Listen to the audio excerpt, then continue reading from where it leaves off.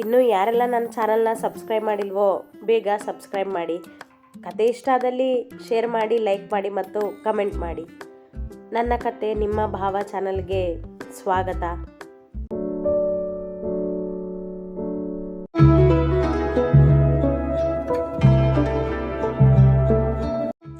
ಕೋಣೆಗೆ ಬಂದ ಅಭಿರಾಮನಿಗೆ ಕಿರುಚಿ ಕೂಗಾಡುವಷ್ಟು ಕೋಪ, ಯಶಸ್ವಿನಿಗೆ ಬೈಯುವಷ್ಟು, ತನಗೆ ತಾನೇ ಏನಾದರೂ ಮಾಡಿಕೊಳ್ಳುವಷ್ಟು. ಒಪ್ಪಿಕೊಳ್ಳಲಾಗುತ್ತಿಲ್ಲ ಅವನಿಗೆ ನಡೆದದ್ದನ್ನು. ತನ್ನ ಈ ಜನ್ಮದಲ್ಲಿ ನಯನಾಳ ಕೊರಳಿಗೆ ತಾಳಿ ಕಟ್ಟುವೆ ಎಂದುಕೊಂಡವನಿಗೆ ಇದೊಂದು ಆಘಾತವೇ. ಪದೇ ಪದೇ ಅವಳ ಕೊರಳಿಗೆ ತಾನು ತಾಳಿ ಕಟ್ಟಿದ್ದು ನೆನಪಾಗಿ ಅವನ ಕೈಗಳು ಮುಷ್ಟಿ ಬಿಗಿಯುತ್ತಿದ್ದವು. ನೋನೋ ಎಂದವ ಒಮ್ಮೆ ಮುಷ್ಟಿಯಿಂದ ಗೋಡೆಗೆ ಗುದ್ದಿದ ಕೂಡ. ಏನೂ ಮಾಡಲಾಗದೆ ಮಂಚದ ತುದಿಗೆ ಕುಳಿತ, ಕೈಗಳಲ್ಲಿ ಮುಖ ಹುದುಗಿಸಿ. ನೋ, ಈ ಮದುವೆನ ನಾನು ಒಪ್ಕೊಳ್ಳೋದಿಲ್ಲ. ನಾನು ಇಷ್ಟಪಟ್ಟು ಮದುವೆ ಆಗಿಲ್ಲ. ಯಾರೋ ಹೆದರಿಸಿ ಮಾಡಿಸಿರೋ ಮದುವೆ ಇದು. ಸಣ್ಣಗೆ ನುಡಿದವನ ಕಂಗಳು ತುಂಬಿದವು. ನಯನ ಕಣ್ಮುಂದೆಯೇ ಇದ್ದಂತಾಯಿತು. ಅವಳಿಗೆ ತಾನು ಮೋಸ ಮಾಡಿದ ಅನುಭವ, ತನ್ನ ಮನಕ್ಕೆ ತಾನೇ ವಂಚಿಸಿಕೊಂಡಿರುವ ಭಯ. ನಯನಾಳನ್ನು ಪ್ರೀತಿಸಿ ಮದುವೆ ಆಗುವ ಆಸೆ ಇಟ್ಟಿರುವಾಗ ಅವ ಈ ಮದುವೆಯನ್ನು ಒಪ್ಪುತ್ತಲೇ ಇಲ್ಲ. ಯಶಸ್ವಿನಿ ನನ್ನ ಹೆಂಡತಿ ಅಲ್ಲ, ಅವಳನ್ನು ನಾನು ಮದುವೆ ಆಗಿಲ್ಲ ಎಂದುಕೊಂಡವ ಕ್ಷಣ ಮೌನ ವಹಿಸಿದ. ತೀರಾ ಮನಸ್ಸಿನ ಆಳಕ್ಕೆ ತೆಗೆದುಕೊಂಡಿದ್ದನವ ನಡೆದದ್ದನ್ನು. ಅದೆಲ್ಲದರ ಕೋಪ ತಿರುಗಿದ್ದು ಮಾತ್ರ ಪಾಪದ ಯಶಸ್ವಿನಿಯ ಮೇಲೆ. ನಾನು ನಿನ್ನನ್ನು ಸುಮ್ಮನೆ ಬಿಡೋದಿಲ್ಲ ಯಶಸ್ವಿನಿ. ನೋಡ್ತಿರೋ, ಇದನ್ನೆಲ್ಲ ಮಾಡಿದ್ದು ನೀನೇ ಅಂತ ಪ್ರೂವ್ ಮಾಡ್ತೀನಿ. ಕಂಪ್ಲೇಂಟ್ ಕೊಡ್ತೀನಿ ನಿನ್ನ ಮೇಲೆ ಎಂದುಸಿರಿದವ ಮೇಲೆದ್ದು ಬಾತ್ರೂಮಿಗೆ ನಡೆದ. ಬಿಸಿ ನೀರಿನ ಸ್ನಾನ ಮೈಯನ್ನು ಹಗುರಾಗಿಸಿತೇ ಹೊರತು ಮನಸ್ಸನ್ನಲ್ಲ. ಪೂರ್ಣ, ಅಳಬೇಡ, ಸುಮ್ಮನಿರು ಎಂದರು ಭಾರ್ಗವ್ ಅಳುತ್ತಾ ಕುಳಿತಿದ್ದ ಮಡದಿಯನ್ನು ನೋಡುತ್ತಾ. ನಡೆದಿದ್ದೆಲ್ಲ ಏನೆಂದು ತಿಳಿದಿತ್ತವರಿಗೆ.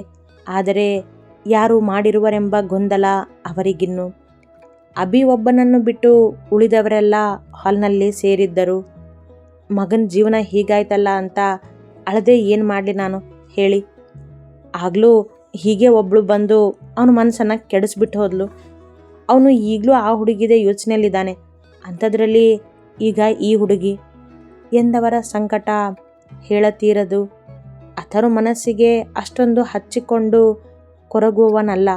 ಹಾಗಾಗಿ ಅವನ ಬಗ್ಗೆ ಅಷ್ಟೊಂದು ಚಿಂತೆ ಇಲ್ಲ ಅವರಿಗೆ. ಅದೇ ಅಭಿ ನೋವನ್ನು ಮನದಲ್ಲೇ ಇಟ್ಟುಕೊಂಡು ಮೌನವಾಗಿದ್ದುಕೊಂಡೇ ಕೊರಗುವವ. ಅವನ ಚಿಂತೆ ಸದಾ ಇವರಿಗೆ.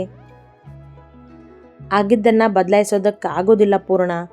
ಮುಂದೆ ಏನು ಮಾಡಬೇಕು ಅನ್ನೋದ್ರ ಬಗ್ಗೆ ಯೋಚನೆ ಮಾಡು ಎಂದರು. ಯೋಚನೆ ಮಾಡೋದಕ್ಕೂ ಮೊದಲು ಊಟ ಮಾಡೋಣ ಬನ್ನಿ, ತುಂಬ ಹೊತ್ತಾಗಿದೆ. ಆ ಹುಡುಗನು ಮಾತಾಡೋಕ್ಕೆ ಅಂತ ಬಂದು ನಮ್ಮ ಸಮಸ್ಯೆನೇ ಕೇಳಿಕೊಂಡು ಕೂತ್ಕೊಂಡಿದ್ದಾನೆ. ಯಾರೂ ಊಟ ಮಾಡಿಲ್ಲ ಇನ್ನು ಎಂದರು ಶರಾವತಿ ಅಜ್ಜಿ ಅನಿರುದ್ಧನನ್ನು ತೋರಿಸುತ್ತಾ. ಅವ ಸುಮ್ಮನೆ ನಿಂತಿದ್ದ. ಹಾಂ ಅಮ್ಮ, ಹೇಳಿ ಎಲ್ರು ಊಟ ಮಾಡೋಣ ಎಂದ ಭಾರ್ಗವರವರು ಅಥರ್ವನತ್ತ ನೋಡುತ್ತಾ. ಅಥರು, ಹೋಗಿ ಅಭಿನ ಕರ್ಕೊಂಡು ಬಾ ಊಟಕ್ಕೆ ಎಂದರು. ಹಾಂ ಅಪ್ಪ ಎಂದವ ಅಭಿಯ ಕೋಣೆಗೆ ನಡೆದ. ಸರ್, ನನಗೆ ಊಟ ಬೇಡ, ನಾನು ಹೋಗಿ ಬರ್ತೀನಿ. ಮತ್ತೊಮ್ಮೆ ಮಾತಾಡಿದ್ರಾಯಿತು ಎಂದ ಅನಿರುದ್ಧ್. ಎಲ್ಲರ ಮನಸ್ಥಿತಿ ಪರಿಸ್ಥಿತಿ ಅರಿತಿದ್ದ ಈ ಹುಡುಗ. ಮತ್ತೊಮ್ಮೆ ಮಾತಾಡೋಣ ಅನಿರುದ್ಧ್, ಆದರೆ ಊಟ ಮಾಡದೆ ಹೋಗ್ಬೇಡ ಬಾ ಎಂದ ಭಾರ್ಗವರವರು ಮೇಲೆದ್ದಾಗ ಅವರ ಮಾತಿಗೆ ಒಪ್ಪಿ ನಡೆದ ಅವ. ಇತ್ತ ಅಭಿರಾಮನ ಕೋಣೆಗೆ ಬಂದ ಅಥರು. ಅಣ್ಣ, ಊಟಕ್ಕೆ ಕರಿತಿದ್ದಾರೆ ಅಪ್ಪ ಎಂದ. ಅವ ಆಗ ತಾನೇ ಬಾತ್ರೂಮಿನಿಂದ ಹೊರ ಬಂದಿದ್ದ. ನನಗೆ ಹಸಿವಿಲ್ಲ ಅಥರು ಎಂದ. ಅವನ ಧ್ವನಿಯಲ್ಲಿ ಗಂಭೀರತೆ ಇತ್ತು ಇನ್ನು. ಅಣ್ಣ, ಆಗಿದ್ರ ಬಗ್ಗೆ ಆಮೇಲೆ ಯೋಚನೆ ಮಾಡೋಣ, ಮೊದಲು ಊಟ ಮಾಡು ಬಾ, ಎಲ್ಲರೂ ನಿನಗೋಸ್ಕರ ಕಾಯ್ತಿದ್ದಾರೆ ಎಂದ. ಅಥರ್ವನಿಗೂ ಅವನದ್ದೇ ಚಿಂತೆ. ನನಗೆ ಹಸಿವಿಲ್ಲ ಅಂತ ಹೇಳಿದೆ ತಾನೆ, ಹೋಗು ಸುಮ್ಮನೆ ತುಸು ಕೋಪದಿಂದ ಎಂದ ಈ ಬಾರಿ. ಅಣ್ಣ, ಅದು ಎಂದು ಮತ್ತೆ ಮಾತನಾಡಿದ ಅಥರ್ವನಿಗೆ ಜಸ್ಟ್ ಲೀವ್ ಅರು ಚೀರಿಬಿಟ್ಟ ಒಮ್ಮೆಲೆ.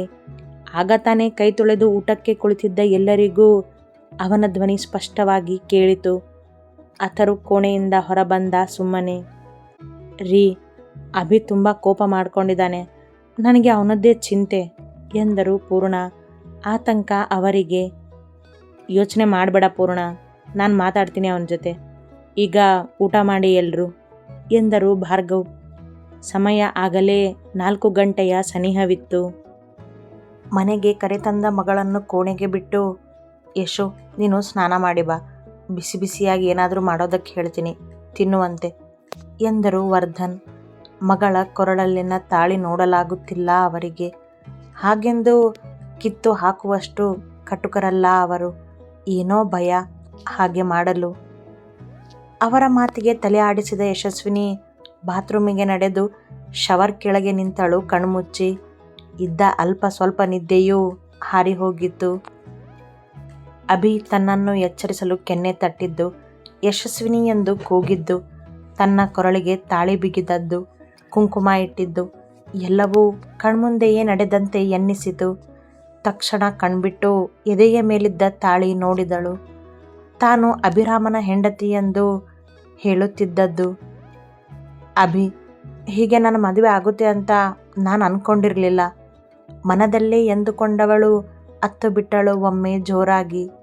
ಅವನ ಮೇಲೆ ಎಂತಹ ಪ್ರೀತಿ ಇದ್ದರೇನು. ಹೀಗೆ ಮದುವೆ ನಡೆದಿದ್ದು ಅವಳಿಗೂ ಬೇಸರವೇ. ಜೊತೆಗೆ ಹೇಳಿಕೊಳ್ಳಲು ಯಾರೂ ಇಲ್ಲವಲ್ಲ ಅವಳಿಗೆ. ತಾಯಿ ಇದ್ದಿದ್ದರೆ ಮಡಿಲಿಗೆ ಬಿದ್ದು ಒಮ್ಮೆ ಅತ್ತು ನೋವು ಹೊರಹಾಕುತ್ತಿದ್ದಳೇನೋ. ಆದರೆ ಅವಳಿಗದರ ಭಾಗ್ಯವಿಲ್ಲ. ನಾನು ನಿನ್ನನ್ನು ಪ್ರೀತಿ ಮಾಡ್ತಿದ್ದೀನಿ ಅಭಿ, ನಿಜ.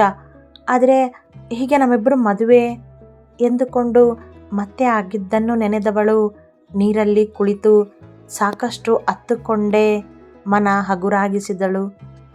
ಬಾತ್ರೂಮ್ ತೊಟ್ಟು ಹೊರಬಂದು ಕನ್ನಡಿಯ ಮುಂದೆ ನಿಂತಾಗ ಕಣ್ಣುಗಳು ಕೆಂಪಾಗಿದ್ದಲ್ಲದೆ ಉಬ್ಬಿಕೊಂಡಿದ್ದವು. ಆ ಬೆಳಗ್ಗೆ ಖುಷಿಯಿಂದ ಇದ್ದಿದ್ದ ಅವಳ ಮೊಗ ಜೋತು ಬಿದ್ದಿತ್ತು. ಯಾವಾಗಲೂ ಪಟಾಕಿಯಂತೆ ಸಿಡಿಯುತ್ತಿರುವ ಯಶಸ್ವಿನಿಯೇ ಅವಳು ಎನ್ನಿಸಿತ್ತು. ಹೇರ್ ಡ್ರೈಯರ್ನಿಂದ ಕೂದಲು ಒಣಗಿಸಿ ಕೈಗೆ ಸಿಕ್ಕ ಮ್ಯಾಕ್ಸಿ ಡ್ರೆಸ್ ತೊಟ್ಟು ಕೆಳಗಿಳಿದು ಬಂದಳು. ನಗುವಿರದ ಮಗಳ ಮೊಗ ನೋಡಿದ ವರ್ಧನ್ರಿಗೆ ಪಿಚ್ಚೆನಿಸಿತು. ಜೀವ ಹಿಂಡಿದಂತಾಯಿತು. ಅಭಿಯ ಮೇಲೆ ಮತ್ತೆ ಕೋಪ ಉಕ್ಕಿತು. ಆದರೂ ಸಹಿಸಿಕೊಂಡು, ಯಶು ಬಾ, ನಿನಗಿಷ್ಟ ಅಂತ ಬಿಸಿಬೇಳೆ ಬಾತ್ ಮಾಡಿಸಿದ್ದೀನಿ ಎಂದು ಅವಳ ತೋಳು ಹಿಡಿದು ಡೈನಿಂಗ್ ಟೇಬಲ್ ಬಳಿ ಕರೆತಂದವರು ಅವಳನ್ನು ಕೂರಿಸಿ ತಾವು ಅವಳ ಪಕ್ಕದಲ್ಲೇ ಕುಳಿತರು. ಕೆಲಸದವಳು ಇಬ್ಬರ ತಟ್ಟೆಗೂ ಮಾಡಿದ್ದ ಬಾತ್ ಬಡಿಸಿದಳು. ಏನೊಂದು ಮಾತನಾಡದೆ ತಿನ್ನುತ್ತಾ ಕುಳಿತಳು ಯಶಸ್ವಿನಿ. ಮನದಲ್ಲಿ ಸಾವಿರಾರು ಯೋಚನೆಗಳಿದ್ದರೂ, ಮುಂದೆ ಜೀವನ ಹೇಗೆ ಎಂಬ ಪ್ರಶ್ನೆ ಇದ್ದರೂ ಸುಮ್ಮನೆ ತಿಂದಳು. ಹೊಟ್ಟೆ ಹಸಿದಿತ್ತಲ್ಲ, ಅಲ್ಲದೆ ಇನ್ನೂ ಸುಸ್ತಿತ್ತು. ಹೊಟ್ಟೆ ತುಂಬ ಅಲ್ಲದಿದ್ದರೂ ಸ್ವಲ್ಪ ತಿಂದು ಮೇಲೆದ್ದವಳು, ಅಪ್ಪ ನಾನು ಮಲಗಿರ್ತೀನಿ, ಯಾರು ಡಿಸ್ಟರ್ಬ್ ಮಾಡಬೇಡಿ ಎಂದಳು. ಯಶು, ನಾನು ನಿನ್ನ ಜೊತೆ ಮಾತಾಡಬೇಕಿತ್ತು ಎಂದರು ವರ್ಧನ್. ನಡೆದಿದ್ದರ ಬಗ್ಗೆ ಅವಳ ಜೊತೆ ಒಮ್ಮೆ ಮಾತನಾಡಿದರೆ ಸಮಾಧಾನ ಅವರಿಗೆ. ಈಗ ಬೇಡ ಅಪ್ಪ, ಆಮೇಲೆ ಮಾತಾಡೋಣ ಎಂದವಳು ಕೋಣೆಗೆ ನಡೆದಳು. ಬಳಲಿದ ದೇಹ ನಿದ್ದೆ ಬಯಸಿದ್ದರಿಂದ ಹಾಸಿಗೆಗೆ ಬೀಳುತ್ತಲೇ ನಿದ್ದೆಗೆ ಜಾರಿದ್ದಳು, ಏನನ್ನೂ ಯೋಚಿಸದೆ. ಅತಿ ಹೆಚ್ಚಿನ ಕಥೆಗಳಿಗಾಗಿ ಹಿಂಬಾಲಿಸಿ ಪ್ರತಿಲಿಪಿ ಆ್ಯಪ್ನಲ್ಲಿ ಪ್ರತಿಮಾ SH ಅವರನ್ನು.